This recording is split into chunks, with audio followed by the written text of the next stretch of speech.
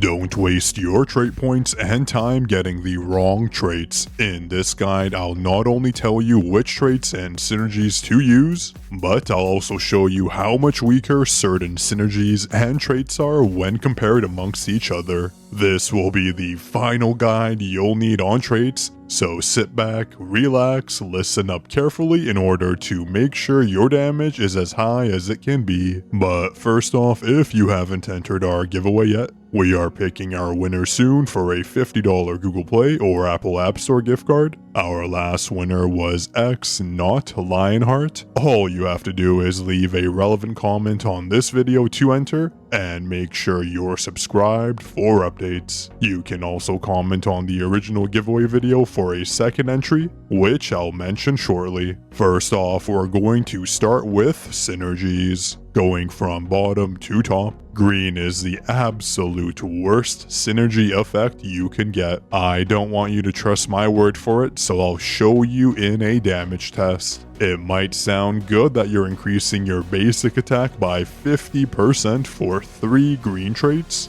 but unfortunately basic attacks don't produce any damage output, and I'll show you that right here. We're going to test this by going to our promotion tree, where we will conveniently find a basic attack increase of 200%. Let us do a damage test run on the stage boss without the promotion activated, and then another test run with it unlocked. Alright, in the stage boss test without the 200% slime attack damage boost, we left the stage boss at 8.31 VHP remaining. If we go ahead and activate it, the 200% basic attack increase promotion only gave us 565S in damage, which does sound like a lot, but let us jump into another battle so we can test this. This time around, we leave the sage boss at 8.35 VHP. If we do another test, we now leave the boss at 8.4 VHP. This is actually worse than not having the effect at all. So in short, getting 5 green traits will do 0 for your damage. Just don't do it. The normal Legend of Slime damage fluctuations from battle to battle had more of an effect than the bonus managed to give us. With this, I want to set up a baseline using a green HP trait, since this will not impact our damage at all during this stage boss run, where we left the stage boss at 12.4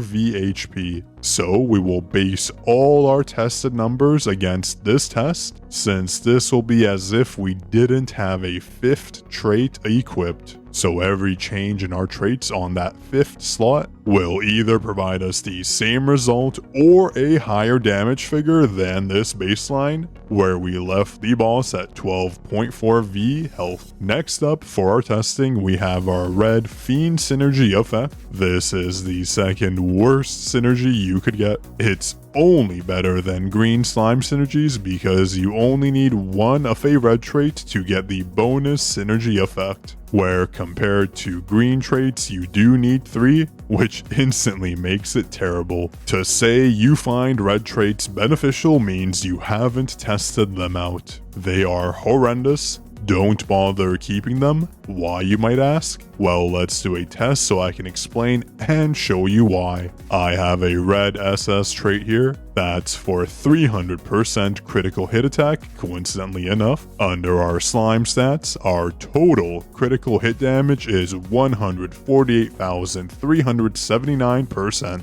Now that's a mouthful. Having 1 red trait gives us a 400% boost, and the SS trait gives us a 300% boost for a 700% total boost. Now going into a stage boss battle using this exact red trait, we do leave the stage boss at 12.3 VHP. Now to show you the effect this trait did have, let's swap it out and perfect. We got a purple multi-shot trait, so our damage won't move at all from this useless trait. And if we go back and check our slime stats, our critical hit damage is at 147,679%, which is 700% less due to us changing out the trait, so technically that trait combination only gave us a 0.4% increase to critical hit damage, which provided us no benefit at all. And looking back at our baseline test with an HP green trait, we left the boss at 12.4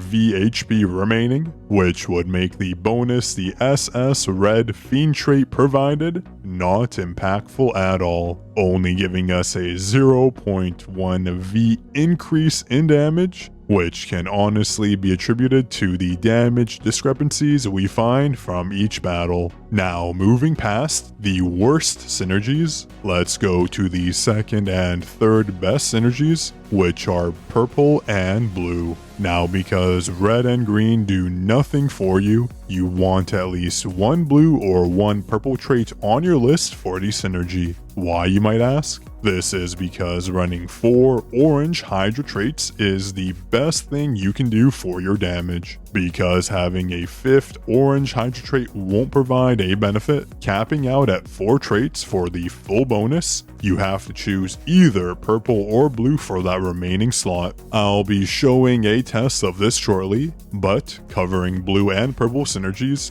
I always say it's a matter of preference. But I personally prefer a purple trait for that final trait slot. Why, you might ask? That's because 10% of HP at the end of the day is nothing. That would mean it would take a purple trait synergy 2 seconds to match the effect of a blue trait synergy, and 3 seconds to surpass it, of course ignoring evasion. On the topic of evasion, 10% really isn't all that much. For every 10 attacks, dodging 1 attack doesn't do much for you if you die in 3 hits. You're not going to beat the stage boss anytime soon. It just means your damage far exceeds the stage that you should really be at, which was caused by toys giving us an exponential damage increase after the update. So in reality, I'd rather just have the 5% HP recovery for things such as Slime Legion, ensuring we push as far as we can, since later into the game, you'll never need HP. As you can see during all our stage boss fights, we never die. But in Slime Legion, we do take lots of damage. We generally don't die in 5, 10, or 20 hits, so having the means of quick HP recovery will do a lot more for us, but again, that's just my humble opinion. Moving on to the best synergy available, Hydra, which is why you always want to go for orange traits. You might think that 10% attack for 2 traits might not sound like a lot, but the calculation the devs use for trait synergies is far different from the one we're commonly used to. So if we take into consideration our baseline test with a green HP trait, where our baseline damage without a 5th trait leaves the boss at 12.4 VHP, we can test the damage done with an orange HP trait, so we're singling out the effect of the synergy, because with the 4 orange traits, we get 30% attack instead of 20%, so when testing the 10% difference from our base value of 12.4 V health remaining, we now bring the stage boss to 10.4 V HP remaining, providing us a 2 V additional damage boost just from the synergy alone. Since the stage boss has about 36.5 V health during our base damage run, using that green HP trait, we did a total of 24.1 V damage to the boss, and in our test only focusing on the orange synergy effect, our damage was 26.1 V, meaning the 10% attack boost from the orange Hydra synergy caused us to do 5.5% more in damage to the stage boss, or approximately a total of 16% boost to your damage from having all of the orange Hydra synergies unlocked. So if anyone tells you red is better than orange, they are absolutely wrong in every way. Now I want to reiterate the synergy hierarchy here. You want 4 orange traits and either 1 purple or blue trait. I would say purple is better for survivability and overall usefulness, but to each their own. Pick blue if you want. It won't cause too much of a difference. Don't forget to comment below to be entered into our giveaway, and be subscribed for updates. You can also comment on our new best slime video for a second entry into the giveaway, which is linked in the comment and description box below. This was part 1 of 2 covering our comprehensive trait guide series. Be sure to like and subscribe if you enjoyed, and stay tuned for part 2 where we cover the best traits you should be using.